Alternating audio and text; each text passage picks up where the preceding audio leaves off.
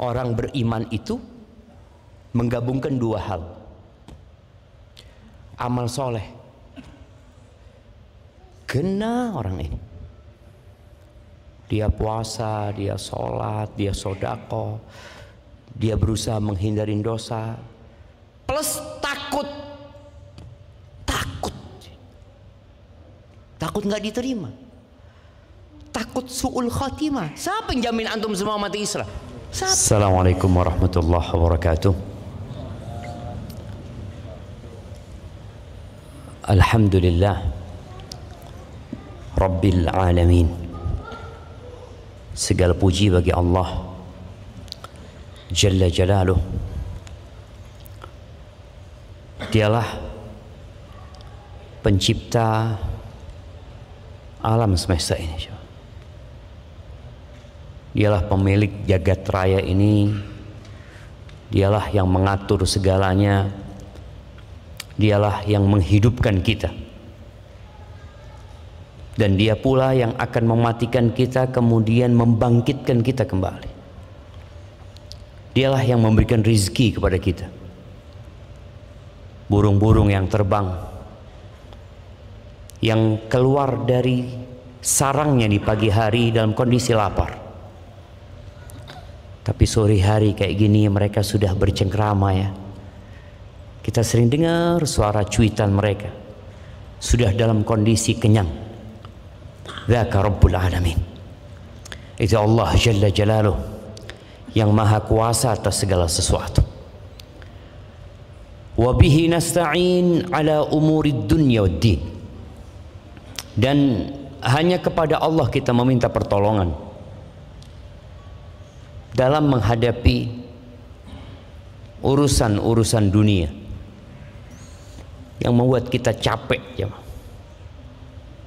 lelah, penat menghadapi masalah di dunia ini, walaupun orang itu bergelimang harta. Karena Allah sudah menetapkan hidup di muka bumi ini adalah bala. Yang tersenyum di pagi hari, tertawa di waktu duha, boleh jadi matahari belum terbenam dia sudah menangis. Yang bersenang-senang, dia harus tahu ada waktu untuk bersedih. Maka hanya kepada Allah kita meminta pertolongan dalam menghadapi seluruh urusan dunia ini. Menghadapi keluarga, menghadapi anak-anak, menghadapi orang tua, menghadapi mertua, menghadapi menantu, menghadapi pekerjaan, yang sekolah menghadapi sekolah dan gurunya. Capek. Laqad khalaqnal insana fi kabad. Allah sudah buat keputusan, kami telah menciptakan manusia dalam susah payah.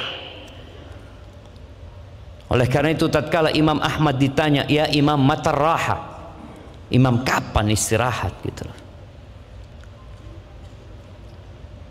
Qal fi awwali qadamin tadawha fil jannah. Istirahat itu ketika engkau meletakkan telapak kakimu yang pertama di surga, baru istirahat. Baru istirahat. Maka kita meminta pertolongan kepada Allah dalam urusan dunia dan urusan agama. Ya, Allah menciptakan kita untuk mengabdi kepadanya. Salah satu bentuk pengabdian kita kepada Allah, hari ini kita datang ke rumah Allah Azza wa Jalla. Sebagian kita itikaf meninggalkan rumahnya, yang mungkin tidur dengan nyaman di antara tembok-tembok yang dia bangun dan dengan aman. Di sini dia tidur sama dengan yang lain. Apalagi panitia itikaf ini kadangkala apa ya bahasanya, tega.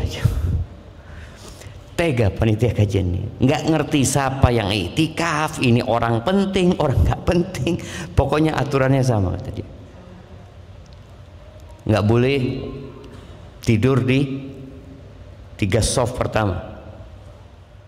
Kemudian yang tidur harus pakai alas, takut kalau ngiler. Ya karena sebagian kita kalau dikasih tahu antum itu ngiler kalau tidur, nggak percaya dia.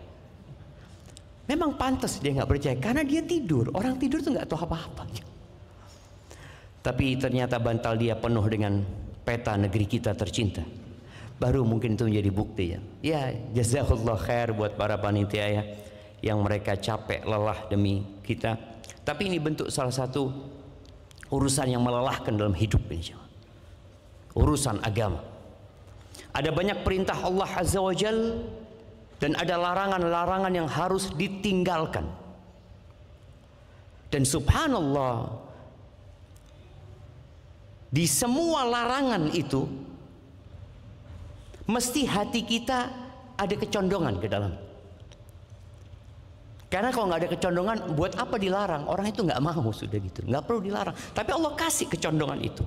Dan di perintah Allah ada keinginan di diri kita untuk tidak melakukan. Kita diperintahkan untuk bersedekah, jemaah. Dan kita cinta sama fulus itu, jemaah. Siapa di antara antum yang ketika dapat bagian sahur bergembira ya? Dia lihat antrian masih panjang ya. Belum tentu dapat mereka. Nah, dan ternyata diumumkan, mohon maaf, bagi yang tidak dapat sahur memang segitu jatahnya. Ana dengar itu ya Allah, kesian yang sudah ngantri ya kemudian nggak dapat di dunia aja. Maka Allah perintahkan kita untuk berbagi. Maka nasihat ana nggak ada lagi cerita di masjid kita. Porsi berbuka itu, berbuka atau sahur itu kurang, nggak ada ceritanya. Kata Nabi alaihi salatu wassalam, ta'amul wahid lisnain. Makanan satu orang itu cukup buat 2. Dan ada ceritanya antum, oh ini milik anak. Wallahi lillah mulkus samawati wal ard. Milik Allah semua sama. Maka perasaan memiliki itu harus kita kurangin sedikit demi sedikit. Makanya Allah ingatkan ya, wa fi amwalihim haqqum ma'lum, dan di harta mereka ada hak orang lain. Karena kalau kita merasa memiliki jemaah, kita itu akan jadi bakhil. Maka itu ujian, kita puasa itu urusan agama. Salat. Ya, ana merasakan bagaimana sebagai orang tua mendidik anaknya untuk salat. Hadza Yusuf. Ana sering kali ngomong sama Yusuf, Yusuf, waktunya tidur, waktunya main, waktunya sholat. Tapi namanya anak-anak dia main. Waktunya tidur dia main, waktunya sholat tidur. Sampai ana pasang kamera aja mah. Ana sengaja ana videokan sholatnya dia, supaya dia tahu nih, lihat nih. Wallah yaqul wa'mur ahlaka bis salati wastabir 'alaiha la nas'aluka rizqan nahnu narzuquk wal 'aqibatu littaqwa. Kata Allah, suruh keluargamu mendirikan salat. Suruh. Ini perintah buat orang tua. Mungkin anaknya belum mukallaf. Dia belum wajib salat sebenarnya.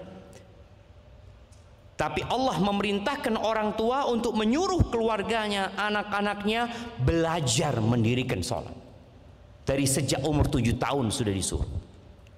Apalagi kalau sudah balik, lebih wajib lagi orang tua memerintahkannya. Wastabir 'alaiha, Allah katakan sabar ekstra menyuruh mereka. Wastabir, bukan wasbir. Itu sabar yang plus, capek jemaah. Yang belum punya anak semoga segera dikasih anak. Sebagian orang yang belum punya anak kepingin punya anak ya. Allah, belum punya anak. Nggak tahu kalau punya anak ternyata capek juga ya Allah. Sebagian ibu itu kalau sudah capek ngurusin anaknya ngomong sama anaknya, nak kepingin tak lepok nomeneng kok nak. kepingin dimasukkan lagi nih anaknya jemaah, karena capek. Hadhil hayat.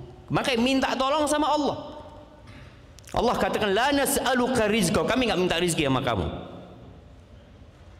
Orang itu kerja bukan untuk ngasih sama Allah, nggak ada setoran sama Allah, nggak ada. Loh, kita suruh zakat, kita suruh berbagi, itu buat engkau sendiri, buat Allah nggak ada sama sekali jemaah. Allah Azza wa Jalla dalam hadis qudsi mengatakan, ya ibadi innakum lan tablughu naf'i fatanfa'uni wa lan tablughu durri fatadurruni. Wahai hamba-hambaku, kalian tidak akan pernah bisa memberikan manfaat kepada aku, nggak akan pernah. La dengan sholat kita, la dengan sodakoh kita, la dengan haji kita, tidak pula dengan jihad kita, nggak bakalan kita ngasih manfaat Allah. Dan kalian juga tidak akan pernah dapat memberikan bahaya kepada aku, tidak dengan kesyirikan, tidak dengan kekufuran. Lah, Allah nggak butuh dengan ibadah kita. Makanya Allah katakan, faman syaa falyu'min wa man syaa falyakfur. Yang mau beriman monggo, yang mau kafir silahkan, yang mau sholat silahkan, yang mau puasa silahkan. Nggak puasa nggak akan membahayakan Allah sama sekali. Maka kepada Allah kita meminta pertolongan dalam menghadapi urusan dunia dan urusan agama kita. Minta tolong jemaah. Kalau antum sedang berat ya untuk sholat malam, berat untuk puasa, minta tolong sama Allah. Katakan, Allahumma a'inni ala dzikrika wa syukrika wa husni ibadatik. Ya Allah, tolongin aku ya Allah. Bantulah aku ya Allah, agar aku bisa mengingatmu ya Allah, agar aku bisa bersyukur atas nikmat yang kau berikan, agar aku kena ibadahnya ya Allah. Wallahi sebagian kita ibadahnya belum benar ya. Ya dia sudah merasa beribadah tapi belum benar ibadahnya. Maka perlu kita minta tolong sama Allah Subhanahu wa taala. Makanya kalau lagi azan dikumandangkan, dengarkan tuh azan. Ulangin yang diucapkan oleh muadzin. Ketika dia mengatakan Allahu Akbar, katakan Allahu Akbar, Allahu Akbar. Ketika dia mengatakan asyhadu an la ilaha illallah, katakan wa ana asyhadu an la ilaha illallah. Ketika dia mengatakan asyhadu anna Muhammadar Rasulullah, wa ana asyhad, aku juga bersaksi. Dan tatkala dia mengatakan hayya 'alas shalah, kita enggak ngulangin ucapan itu ya. Ketika dia mengatakan hayya 'alal falah, kita tidak ngulangin ucapan itu. Kita mengatakan la haula wala quwwata illa billah. Karena tanpa bantuan Allah tidak bisa jemaah. Antum nggak akan bisa iktikaf, antum nggak akan bisa datang ke masjid sekarang ini, nggak bakal antum bisa datang. Antum nggak akan bisa duduk menyimak tanpa bantuan Allah Azza wa Jalla. Allahumma salli wa sallim ala abdika wa rasulika Sayyidina wa maulana Muhammadin wa ala alihi wa ashabihi ajma'in. Ya Allah, semoga salawat dan salam, berkah dan nikmat senantiasa Engkau curahkan untuk hamba kekasih-Mu, untuk baginda Nabi kita Muhammad alaihi salatu wassalam, untuk keluarga beliau, untuk istri-istri beliau, untuk putra-putri beliau, dan untuk seluruh sahabat Nabi. Semoga Allah meridhai kita bersama mereka. Amma ba'd, hari ini tanggal 25 Ramadan, malam 26, pertanda kita sudah puasa hampir 25 hari. Semoga Allah menyempurnakan nikmatnya buat kita agar kita bisa menyempurnakan ibadah puasa ini. Berapa banyak sujud kita di bulan Ramadan ini? Berapa banyak langkah kita ke rumah Allah di bulan Ramadan ini yang nggak pernah kita lakukan di luar Ramadan?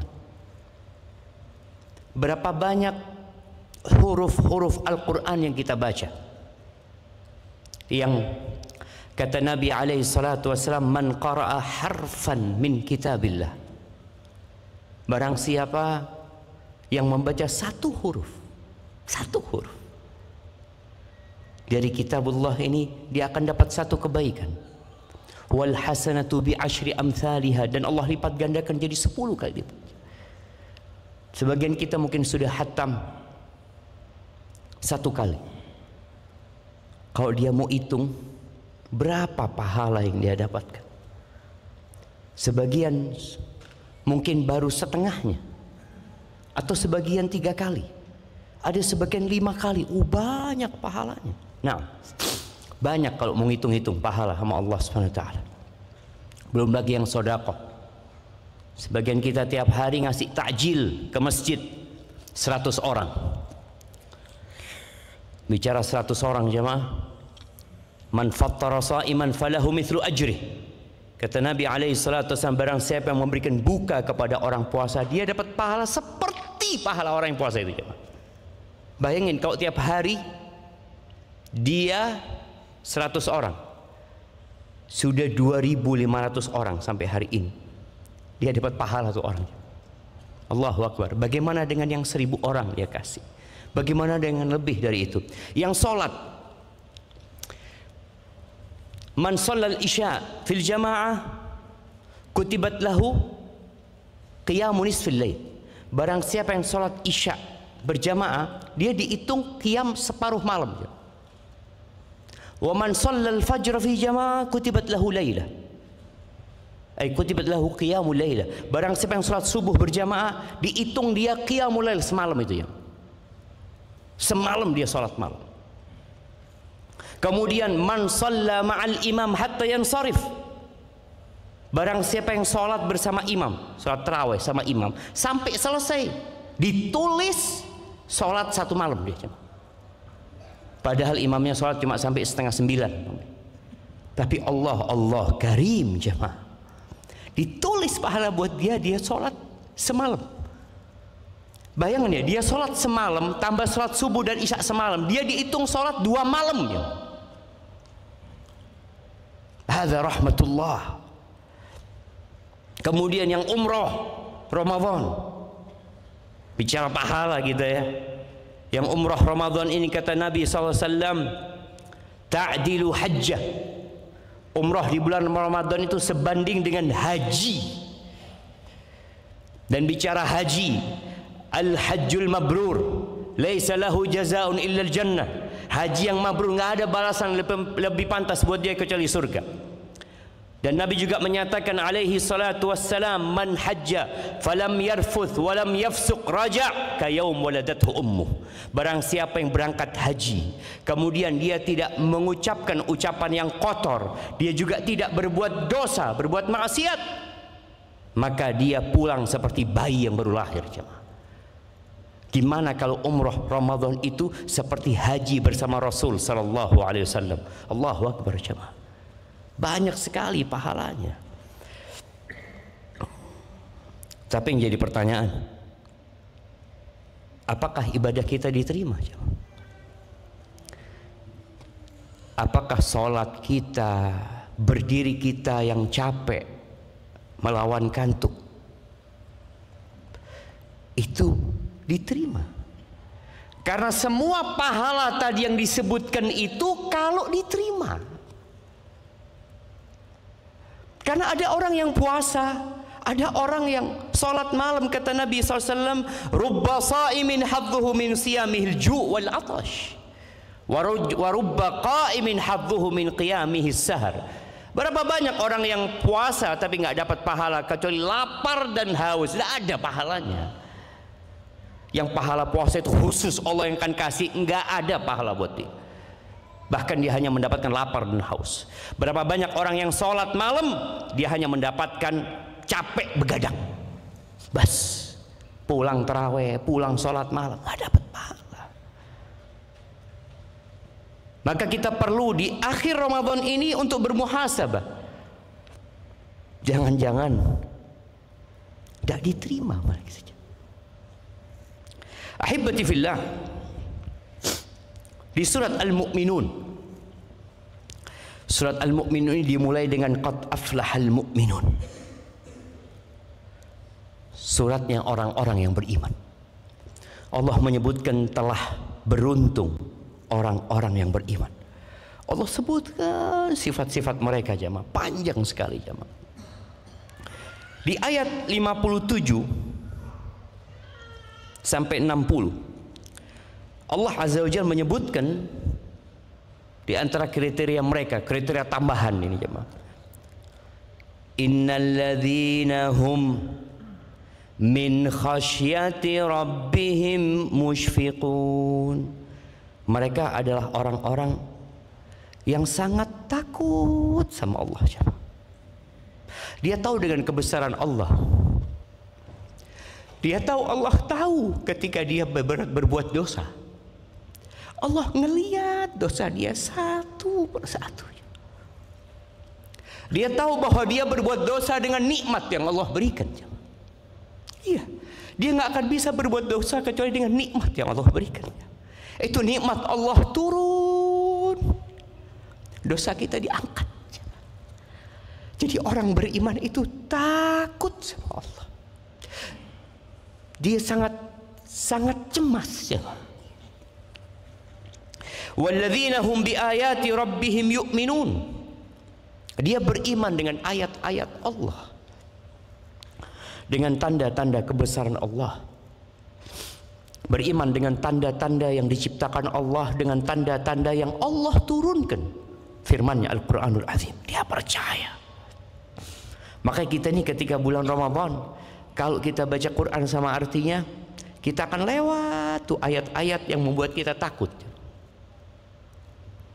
Ayat-ayat yang membuat kita semakin yakin sama Allah Subhanahu wa taala. Kemudian Allah katakan walladzina hum bi rabbihim la yusyrikun. Mereka tidak menyekutukan Allah dengan sesuatu apapun. Benar-benar hatinya bergantung sama Allah, bersandar sama Allah. Dia tidak minta kecuali sama Allah. Dia tidak bertawakal kecuali kepada Allah Azza wa Jalla. Dia ikhlas dalam beramal. Lalu Allah katakan walladzina yu'tuna ma atau wa qulubuhum wajilatun annahum ila rabbihim raji'un. Mereka adalah orang-orang yang terus memberi apa yang bisa mereka beri. Wa qulubuhum wajilah. Dan hati mereka takut. Ini orang sudah baik takut. Annahum ila rabbihim raji'un. Kenapa kok mereka takut? Mereka yakin akan kembali kepada Allah. Jamaah rahimakumullah, kata Nabi alaihi salatu wassalam, ma minkum min ahadin illa sayukallimuhu rabbuhu laisa bainahu wa bainahu turjuman. Tidak ada satupun di antara kalian kecuali akan berbicara sama Allah. Allah akan ngajak ngomong tanpa ada penerjemah. Gak ada jemaah. Allah tahu kita beramal ikhlas atau tidak. Kita ingat dengan hadis 3 orang yang menjadi koreknya api neraka. Allah ngomong sama dia. Saya ngomong tuh sama tuh ustaz, sama tuh orang hafal Quran. Didatangkan orang ini, ditanyakan tentang nikmat-nikmat yang Allah berikan kepada dia. Lalu orang ini mengatakan, iya ya Allah, itu semua nikmat Engkau berikan kepada aku. Fama amilta biha. Kau pakai buat apa tuh nikmat? Kata orang ini, ta'allamtu fika wa 'allamtu an-nas wa qara'tu fika al-Qur'an. Dengan nikmatnya kau berikan, aku belajar ya Allah, aku ngaji, aku datang ke kajian, aku menuntut ilmu, aku menghafalkan Al-Quran untuk mendapatkan keridhaan-Mu ya Allah. Aku ajarkan ilmu kepada manusia untuk mendapatkan keridhaan-Mu ya Allah. Apa kata Allah?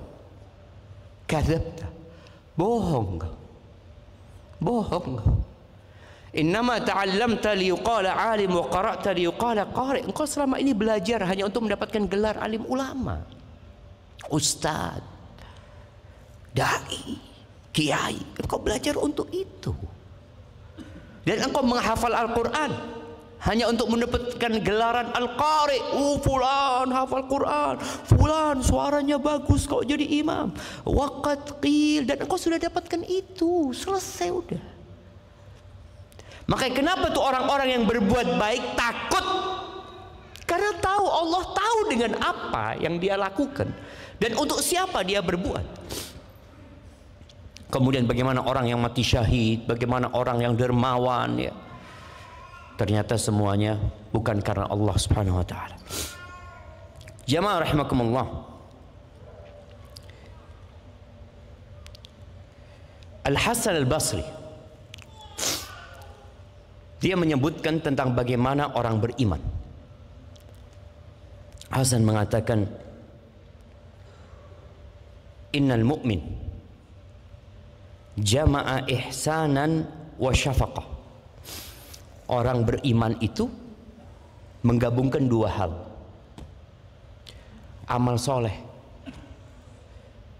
Kena orang ini. Dia puasa, dia sholat, dia sodako, dia berusaha menghindari dosa, plus takut, takut nggak diterima, takut su'ul khatimah. Siapa yang jamin antum semua mati Islam? Siapa? Wallah, ada orang-orang yang mungkin dulunya di soft pertama, tahu-tahu sekarang nggak pernah lagi ke masjid. Jamaah, ada. Di masa Nabi alaihi salatu wasallam ada yang menuliskan wahyu buat Nabi alaihi salatu wasallam kemudian murtad, ada. Makanya al-mu'min ini dia berusaha beramal soleh dan takut, ada perasaan takut, takut nggak diterima, takut nanti su'ul khotimah, ada kekhawatiran, takut dicabut nikmat hidayah. Wal munafiq jama'a isa'atan wa amna. Orang munafik nih, kalau kamu ingin tahu ya tandanya orang munafik,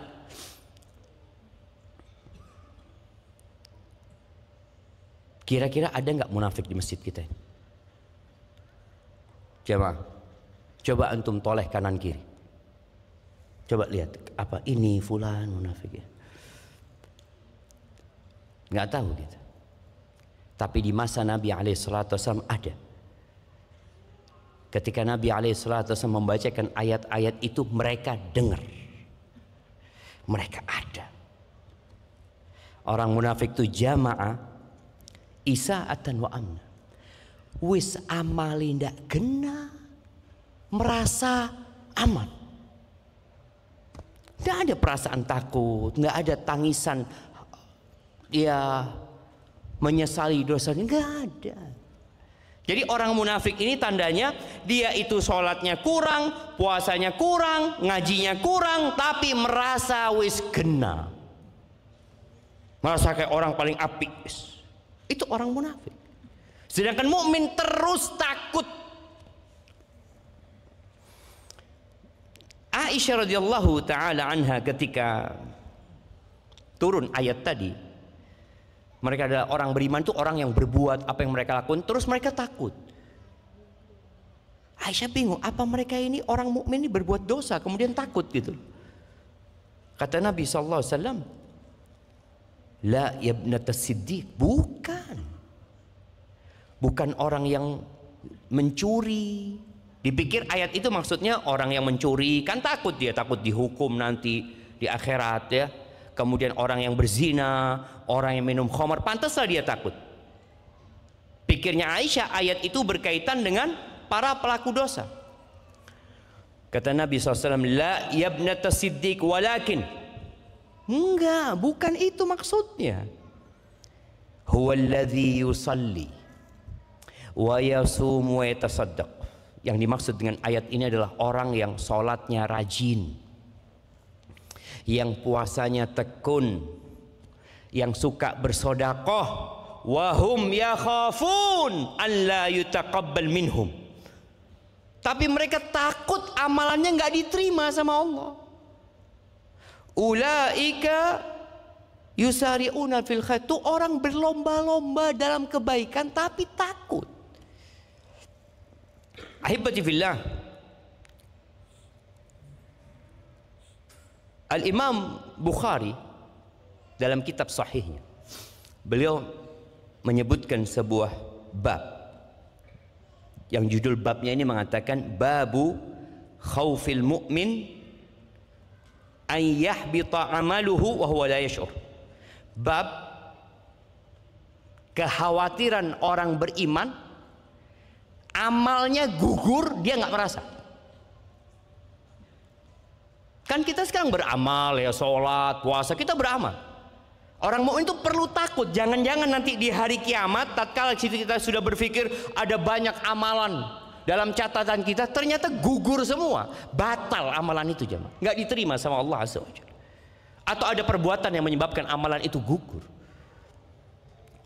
Wa qala Ibrahim At-Taimi mengatakan, ma aradtu qawli ala amali illa khasyitu an akuna mukadziban. Aku nggak pernah mencocokkan ucapanku dengan perbuatanku. Ini omongan, ini perbuatan dicocokkan, kecuali aku takut kayaknya aku ini bohong, nggak sungguh-sungguh aku beramal.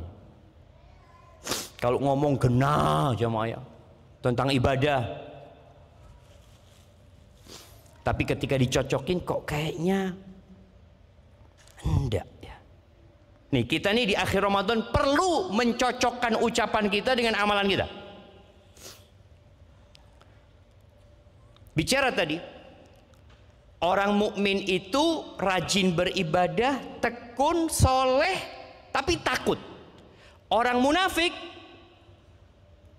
pas-pasan amalannya, dosane akeh, tapi merasa amanlah, Allah Maha Pengampun, Allah Maha Pengasih. Itu tuh yang membunuh 99 orang plus 1, oh masih diampuni. Aku masih 2 yang aku bunuh. Ini bahaya jemaah, ada orang-orang kayak gitu.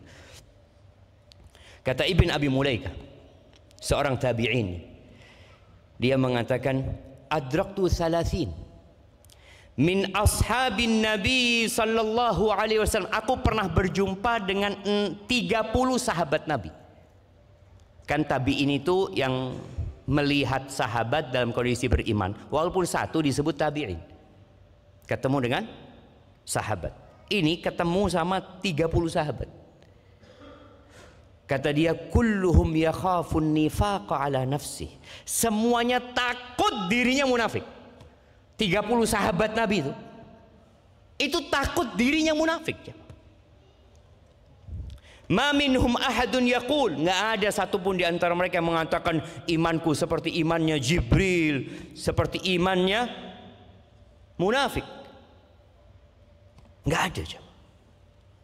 Itu para sahabat yang soleh. Bukan sahabat itu, ada sahabat senior ya, ada junior yang mungkin ketemu Nabi SAW ketika dia masih kecil ya.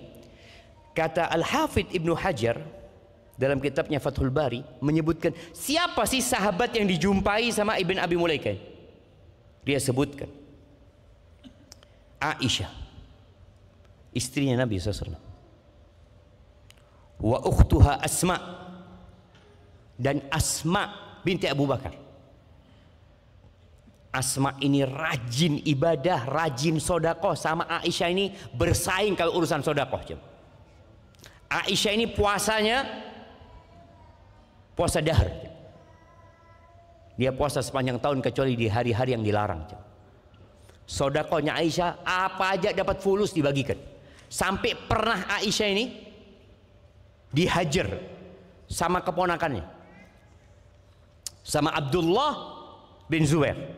Abdullah bin Zubair ini anaknya Asma, karena dilihat bibinya ini kalau punya fulus pokoknya habis, dihabisin buat sedekah. Ada Aisyah radhiyallahu anha, kemudian Ummu Salamah yang dijumpain oleh Ibn Abi Mulaikah, kemudian Abdullah bin Umar, Abdullah bin Amr ibn As, kemudian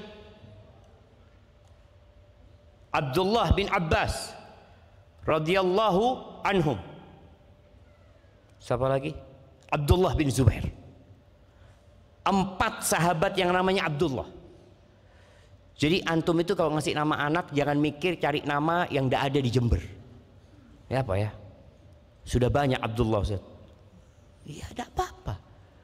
Untuk membedakan kasih nama bapaknya, selesai. Abdullah bin Umar, Abdullah bin Abbas, Abdullah bin Zubair, Abdullah bin Amr, ada Abdullah bin Mas'ud, sahabat Nabi. Kemudian dia berjumpa dengan Abu Hurairah. 4 Abdullah ini semua meriwayatkan hadis banyak. Tambah lagi Abu Hurairah yang meriwayatkan hadis hampir 5.000 hadis Nabi SAW. Kemudian Uqbah bin Harith, Miswar bin Makhrama, Ali bin Abi Talib, ketemu sama Ali bin Abi Talib, bin Abi Mulaikah, berjumpa dengan Sa'ad bin Abi Waqqas. Itu orang-orang dijamin masuk surga. Ali bin Abi Talib, Sa'ad bin Abi Waqqas, istri-istri Nabi tadi akan jadi istri Nabi kelak di surga. Ternyata semuanya takut tertimpa kemunafikan. Bukan mereka terjebak dalam kemunafikan, enggak, tapi mereka takut dan khawatir, jemaah. Rasa takut ini penting untuk mengantarkan kita kepada istighfar nanti. Ahibati billah, kalau kita lihat Abu Bakar ini jamin masuk surga. Bahkan Nabi SAW mengatakan, anta atiqullah fil ard, engkau yang dibebaskan sama Allah dari api neraka. Abu Bakar.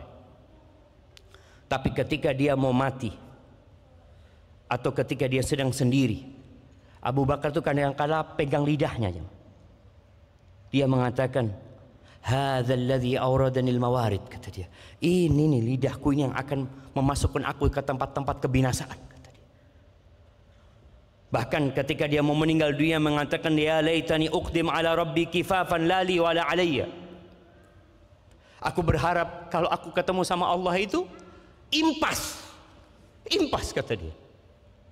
Tidak dosa dan tidak pahala, nggak apa-apa sudah.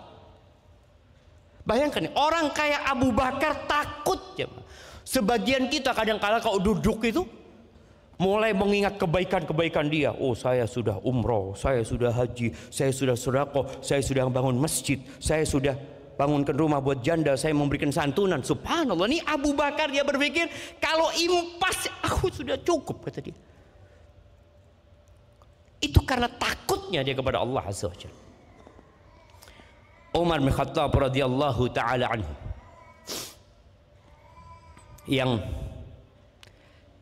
kalau setan lewat itu bukan setan lewat, kalau Umar lewat, setan itu cari jalan lain yang dia dijamin masuk surga. Plus sudah ada istananya di surga, punya Umar bin Khattab. Nabi SAW bermimpi, beliau mengatakan, aku bermimpi masuk surga, aku melihat istana yang warnanya putih gitu. Ada perempuan di sana atau ada orang di sana. Nabi tanya SAW, liman hadzal qasr, katanya. Punya siapa istana ini? Kata punyanya Umar, kata dia.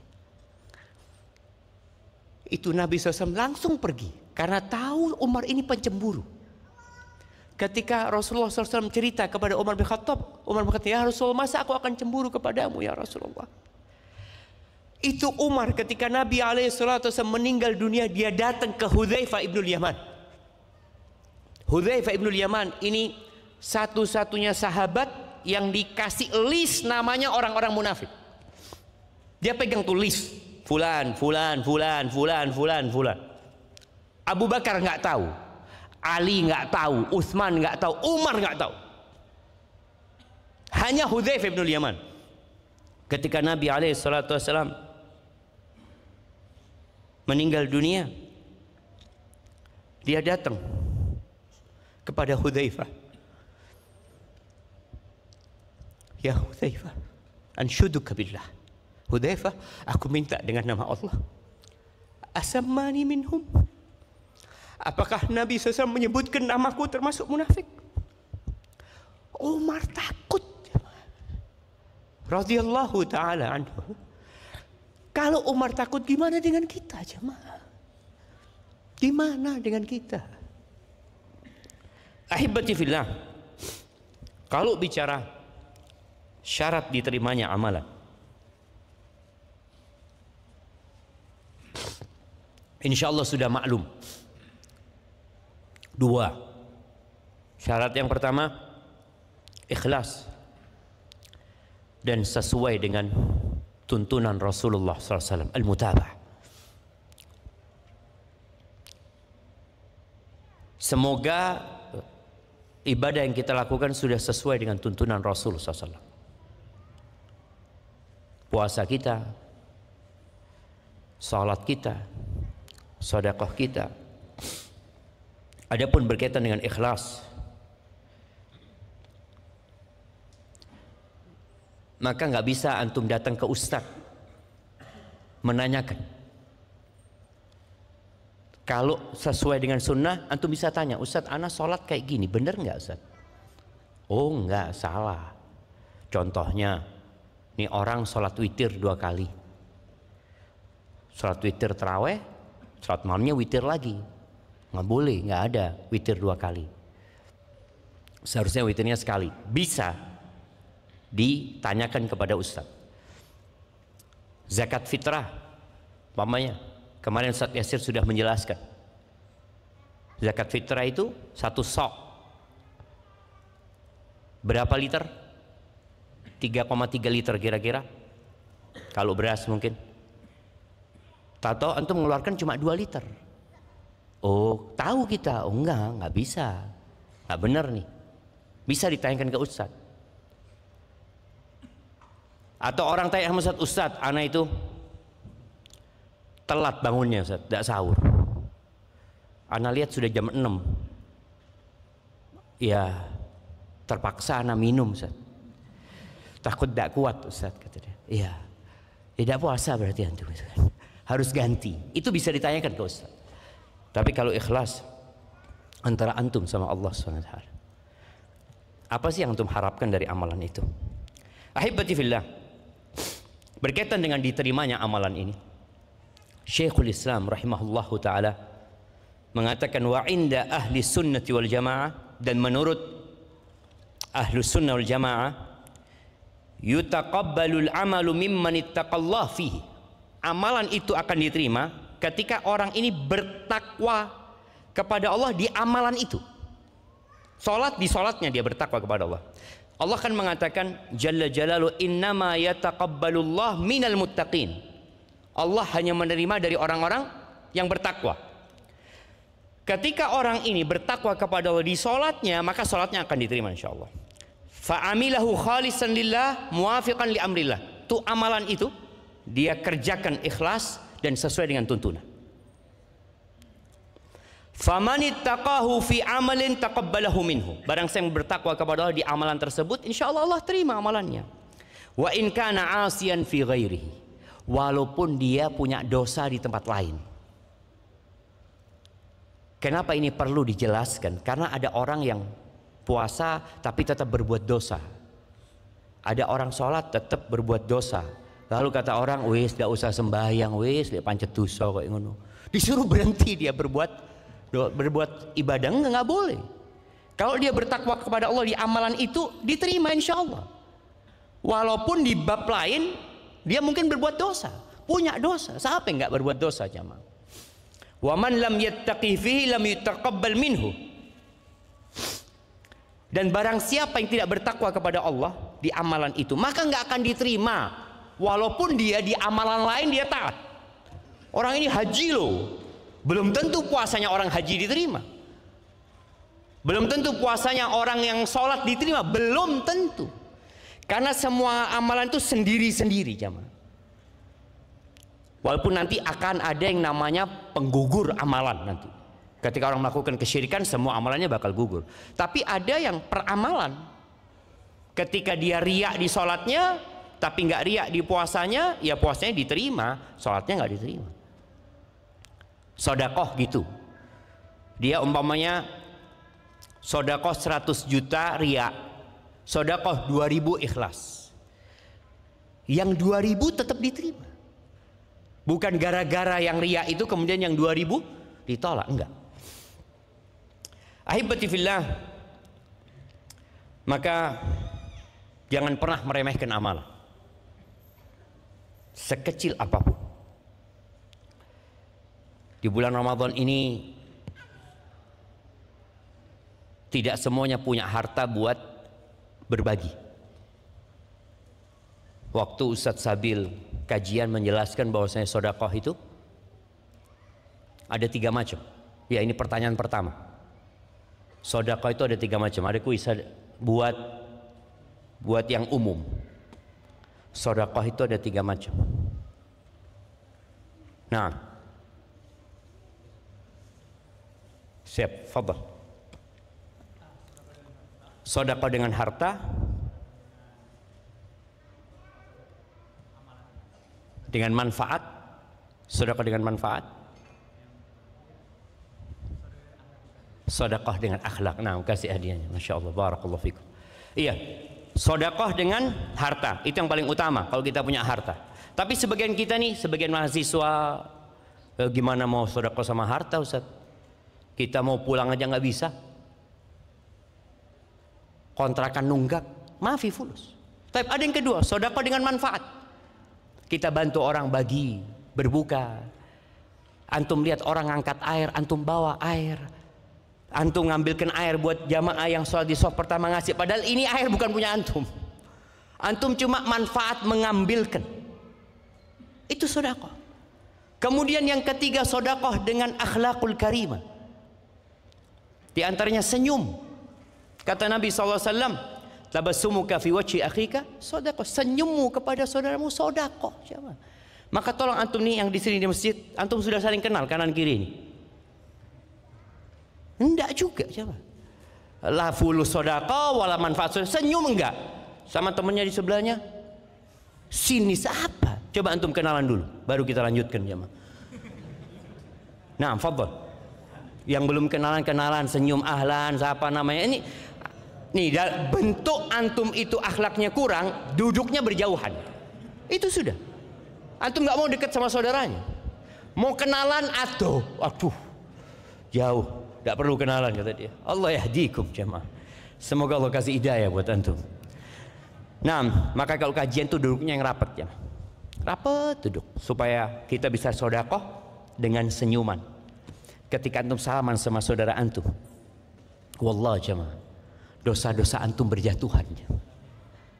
Tapi kita kadang-kala meremehkan amalan, meremehkan. Nabi SAW mengatakan, la tahqiranna minal ma'rufi syai'an. Jangan meremehkan kebaikan sedikit pun. Dan amalan itu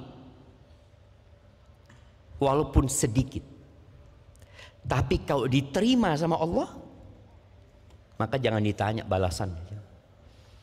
Nabi SAW menceritakan tentang seekor anjing. Bainama kalbun yutifu birakiyatin kada yaqtuluhul atash. Suatu hari ada seekor anjing yang sedang muter-muter di sumur, kehausan. Dia menjulurkan lidahnya sampai pasir itu, dia jilatin kehausan dia. Idra'athu baghiyun min baghaya bani Israel fanaza'at muqaha fasaqathu faghufira laha bihi. Pelacur jemaah. Ngelihat tuh anjing kehausan. Pelacur. Bukan imam sholat, bukan ustadz, bukan orang yang rajin ibadah, pelacur. Dari pelacur Bani Israel. Kesian dia sama tuh anjing. Dia masuk ke sumur, dia lepas itu khufnya atau sepatunya, dia bawa tuh air jemaah, dia gigit, kemudian dia naik ke atas, dia berikan kepada itu anjing, dia ampuni dosanya. Pelacur masuk surga aja. Amalan itu kalau diterima jangan ditanya. Allah itu syakur. Allah itu membalas dengan perbuatan kecil dengan balasan yang banyak sekali. Kemudian di hadis riwayat Muslim, cerita seorang laki-laki, kata Nabi sallallahu alaihi wasallam, raaitu rajulan yataqallabu fil jannah. Aku melihat seorang laki-laki, dia bergelimangan atau muter-muter di surga Allah Subhanahu wa taala, fi syajaratin qata'aha min dhahri thariq. Gara-gara dia motong pohon di jalan.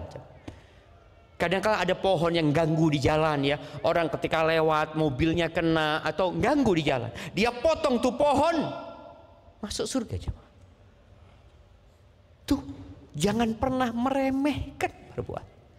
Mungkin sebagian antum nggak punya fulus untuk sedekah. Antum lihat tuh sandal yang berantakan. Antum rapikan jemaah.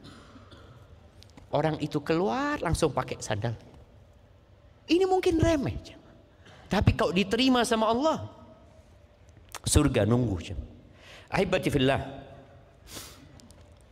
Ya, di antara yang menyebabkan amalan itu tidak diterima, tentunya syirik ya, yang menggugurkan semua amalan. Kemudian dia beribadah tidak sesuai dengan syariat Allah Subhanahu wa taala. Adapun penyebab amalan itu diterima, yang pertama doa. Di akhir-akhir Ramadan ini antum perbanyak baca doa juga. Rabbana taqabbal minna innaka antas samiul alim. Ya Allah, terimalah dari kami ya Allah, sesungguhnya Engkau Maha mendengar dan Maha mengetahui. Oleh karena itu nanti Idul Fitri orang saling mengucapkan selamat apa? Taqabbalallahu minna wa minkum. Semoga diterima. Karena wallahu a'lam diterima atau tidak kita nggak tahu. Ya udah kita minta, kita doa. Kemudian yang kedua, tumbuhkan rasa takut. Yang tadi kita bahas. Takut amalan kita tidak diterima karena banyak kekurangan. Ada salah satu sahabat Nabi yang disebut Khatibun Nabi SAW. Oratornya Nabi Muhammad SAW. Nah, ini buat mahasiswa. Siapa oratornya Nabi SAW? Syairnya Nabi Hasan bin Thabit.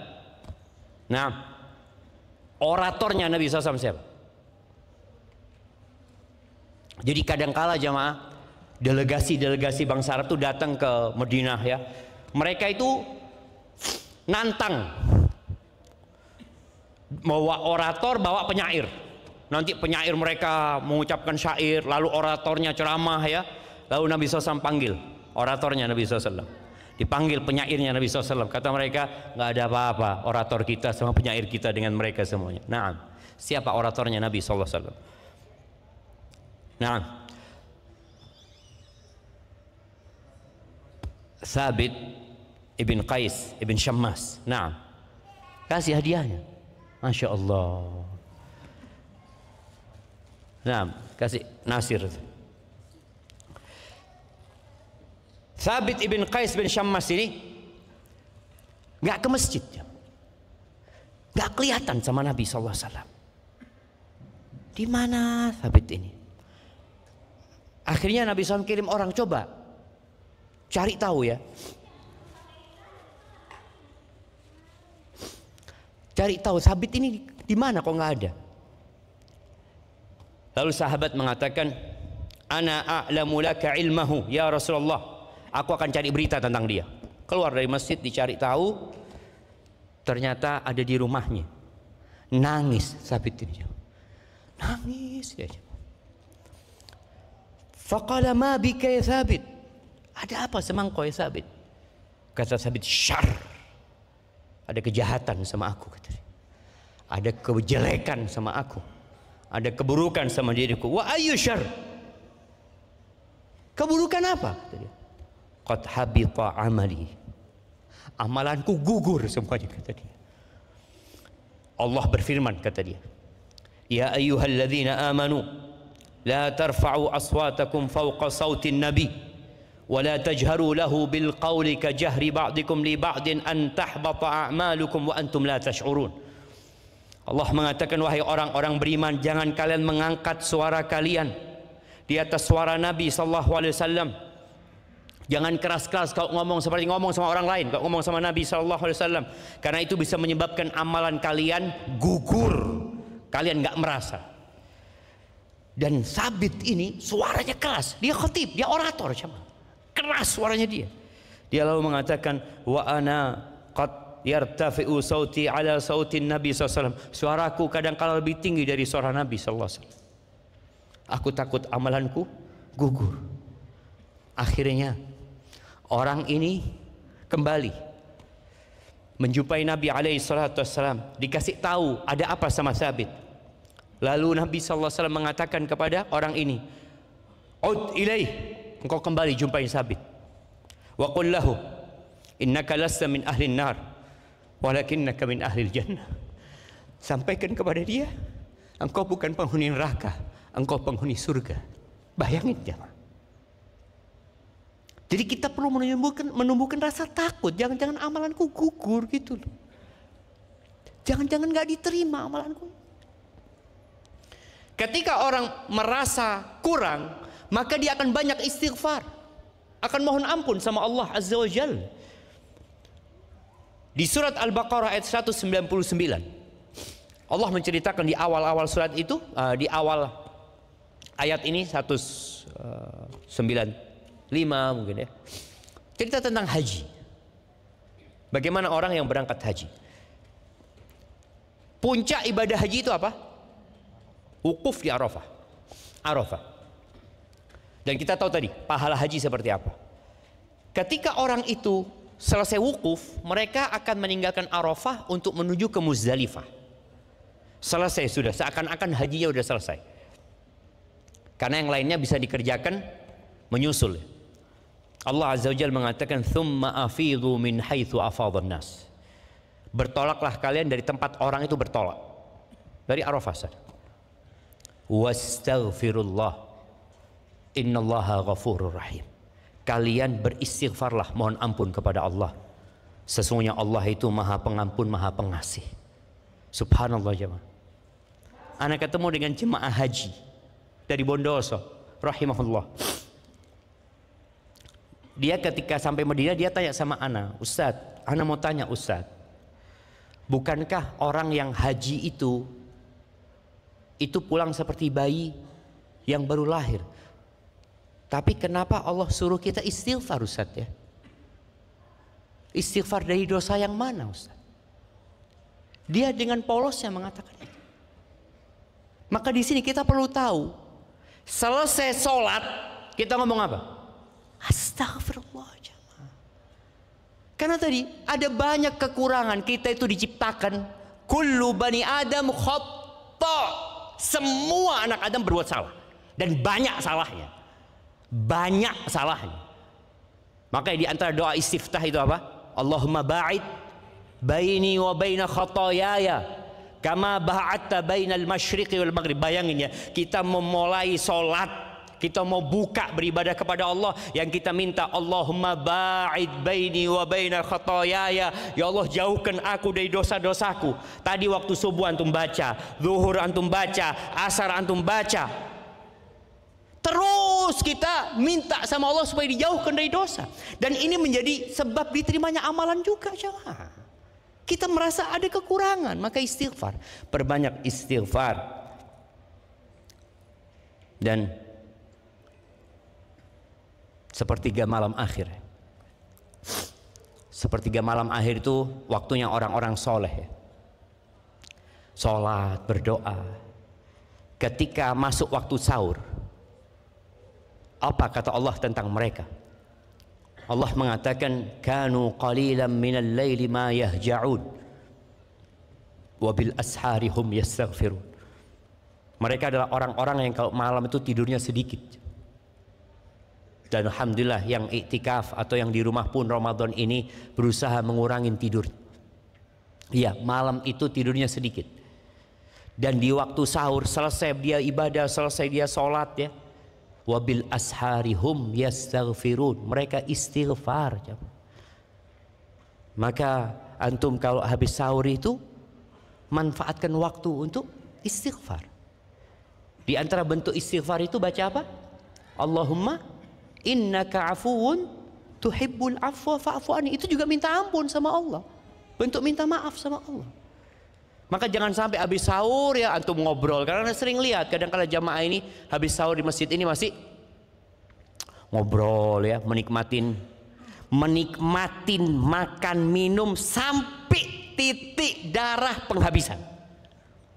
Jadi air itu di tangannya jemaah. Dilihat, udah muadzin. Pas muadzin maju, dia minum dulu. Subhanallah jemaah. Nabi SAW, boleh antum minum sampai titik darah penghabisan, tapi tolong manfaatkan waktu untuk beristighfar. Baik. Tanda diterimanya amalan. Kalau tadi sebab diterimanya amalan, tandanya apa? Para salafus saleh menyebutkan ya, kebaikan itu akan melahirkan kebaikan. Sebagaimana dosa itu akan memanggil antum untuk berbuat dosa. Jadi jangan antum berbuat dosa kemudian mengatakan enggak lah, ana cuma satu dosa ini. Dosa itu akan manggil antum untuk dosa yang kedua, dosa yang ketiga, yang keempat. Begitu pula kebaikan. Ketika antum masuk ke dalam ketaatan, insya Allah akan bisa melakukan ketaatan yang lain. Jadi kalau kita di bulan Ramadan ini, nanti di Syawal umpamanya, kita semakin taat. Jadi perbandingannya bukan dengan Ramadan ya, perbandingannya dengan sebelum Ramadan. Jadi kalau sebelum Ramadan, ana sebelum Ramadan nggak pernah ngaji, Ustaz. Alhamdulillah Syawal ana tetap jaga ngajinya, Ustaz. Alhamdulillah ana tetap, walaupun nggak kayak Ramadan, Ustaz. Kalau Ramadan 1 hari 1 juz, alhamdulillah ana Syawal 1 hari 1 halaman. Alhamdulillah. Sebelum Ramadan dia nggak pernah baca Quran. Ini 1 hari 1 halaman. Atau dia mengatakan, alhamdulillah Ustaz, ana sebelumnya nggak pernah baca Quran sama sekali, Ustaz. Setelah Ramadan ana baca tiap hari 1 ayat, Ustaz. Alhamdulillah, ada perubahan menuju lebih baik. Yang nggak pernah sholat sunnah jadi sholat sunnah, yang biasanya telat ke masjid jadi nggak telat ke masjid, itu menjadi tanda kebaikan. Karena kata Nabi SAW, alaikum bis-sidqi, fa inna sidqa yahdi ilal bir. Kalian hendaklah jujur, kata Nabi SAW. Karena kejujuran itu mengantarkan kepada kebaikan. Jadi kalau antum jujur, lanjutannya itu indah nanti jalannya. Wa innal birra yahdi ilal jannah, kebaikan itu akan mengantarkan ke surga Allah Subhanahu wa taala. Kemudian yang terakhir nih, merasakan lezatnya ibadah. Antum sudah merasakan enggak lezatnya ibadah di 10 hari terakhir ini? Ada orang yang 10 hari terakhir ini, ya Allah, kapan rioyoan yo? Suwi. Ada yang kalau bahasa Maduranya itu asrawan jemaah. Kuki api dia, ya Allah. Berseru ya, berseru dia. Hati-hati jemaah. Karena tanda diterimanya amalan itu dia merasakan nikmat. Nabi SAW mengatakan kepada Bilal, "Qum ya Bilal, fa'arihna bis shalah." Bilal, bangun Bilal, bikin kita istirahat dengan salat ini. Syekhul Islam Ibn Taimiyah rahimahullahu taala mengatakan, "Idza lam tajid lil amali halawatan fi qalbik wa insyirahan," kalau engkau dalam amalan yang kau kerjakan tidak merasakan halawah, kelezatan manis ya mah, kelezatan ibadah itu nggak merasakan, tidak pula lapang dadanya, fattahimhu, maka engkau perlu curigai amalan, perlu dicurigai. Ojo-ojo tidak diterima amalan. Kenapa? Fa inna Rabba ta'ala syakur. Allah itu syakur. Allah itu maha berterima kasih.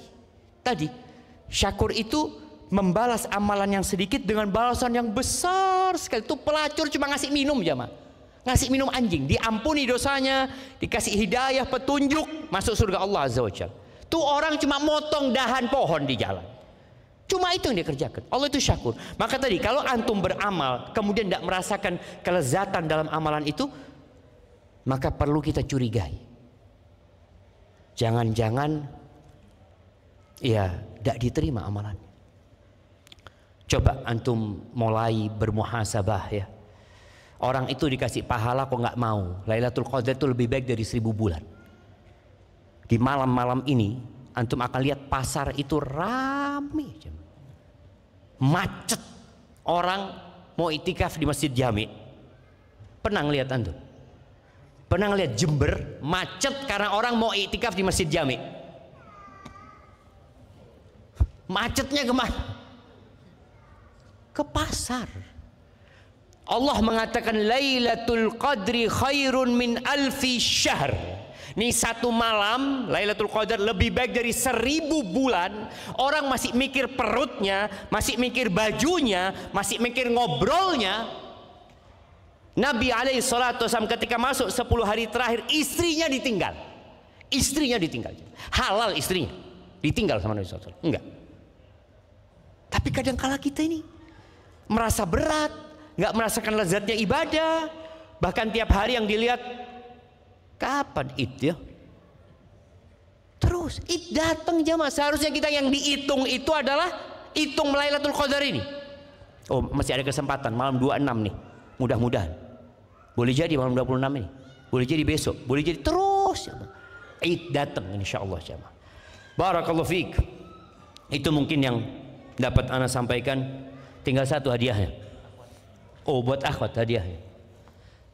Taib, buat akhwat, siapa nama tabi'in yang berjumpa dengan 30 sahabat? Nah,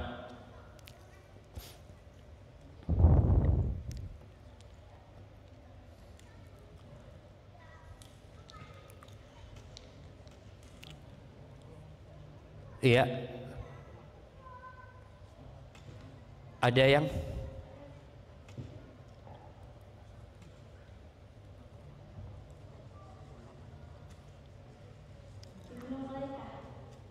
Ibnu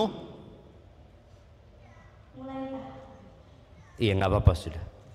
Ibnu Abi Mulaikah, Abdullah bin Abi Mulaikah ya. Barakallahu fiik. Taib.